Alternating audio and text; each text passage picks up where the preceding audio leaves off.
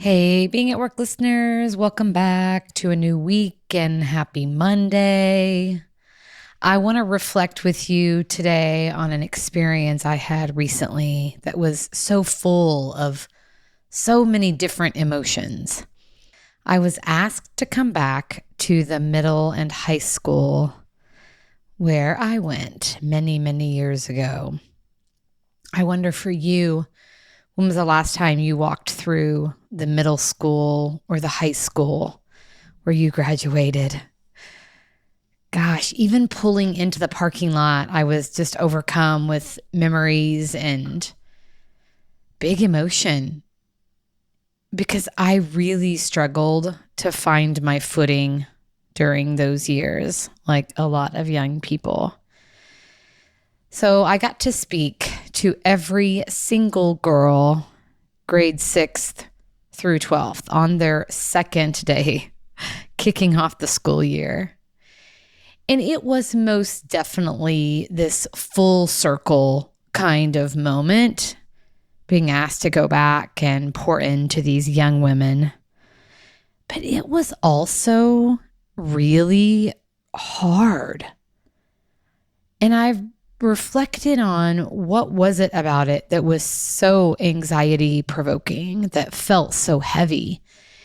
And undoubtedly, it was because those years for me and those years for the young women that I was speaking to, those years are marked with uncertainty, insecurity, self-doubt.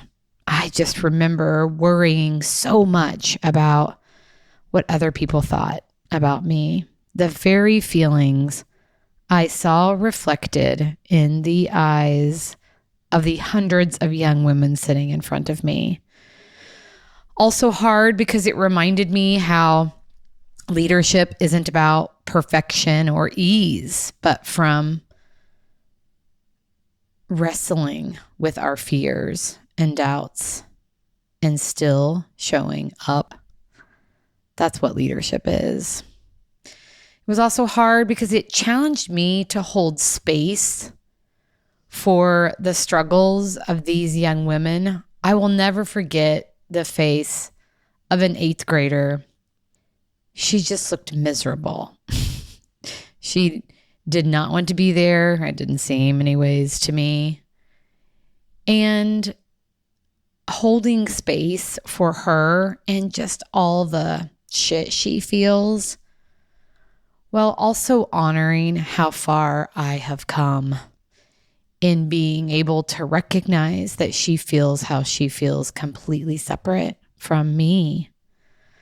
So the real leadership lesson in this experience, leadership grows from embracing the hard parts of our stories, not ignoring them. And when we lead with empathy for our own challenges, we become beacons for others navigating their own stuff. I so hope for that young 8th grade woman that perhaps there was a reminder of who she is throughout that conversation as I brought just a lot of real talk to that space. So what difficult moments in your past have shaped your leadership, and how can you use that experience to support others today? I encourage you to share a vulnerable story with someone who might need to hear it. Your courage can light their path while continuing to light your own. What a great way to take care of yourself and ultimately each other.